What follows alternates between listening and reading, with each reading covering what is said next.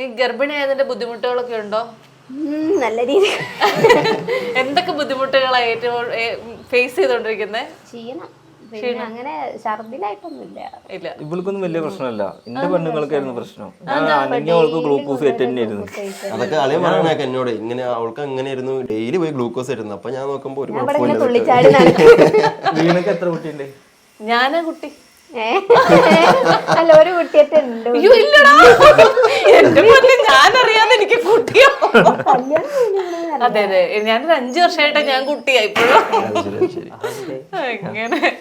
അപ്പൊ എന്തൊക്കെയാണ് നിങ്ങളുടെ വീട്ടിലെ വിശേഷങ്ങൾ? എനിക്ക് ഇവിടെ വന്നിട്ട് ഭയങ്കരമായിട്ട് മിസ് ചെയ്യുന്നത് ഉമ്മാനെയാണ്. ഞാനിങ്ങനെ മാറി മാറി പറഞ്ഞുകൊണ്ടിരിക്കുകയായിരുന്നു, എനിക്ക് പറ്റുന്നില്ല, ഒരു മറുപടി എനിക്ക് തിരിച്ചു തരാനായിട്ട് ഉമ്മനെ ഞാൻ പരമാവധി ഇങ്ങോട്ട് കൊണ്ടുവരാൻ നോക്കി. പക്ഷെ എന്താ വെച്ചാൽ ഉമ്മന്റെ ഉമ്മ ഹോസ്പിറ്റലിലുള്ള.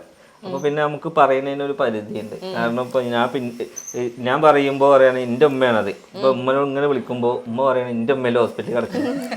സിറ്റുവേഷൻ ഹോസ്പിറ്റൽ കേസാണ്, നമുക്കൊന്നും പറയാൻ പറ്റില്ല. ഒന്നും പറയാൻ പറ്റില്ല, സത്യം.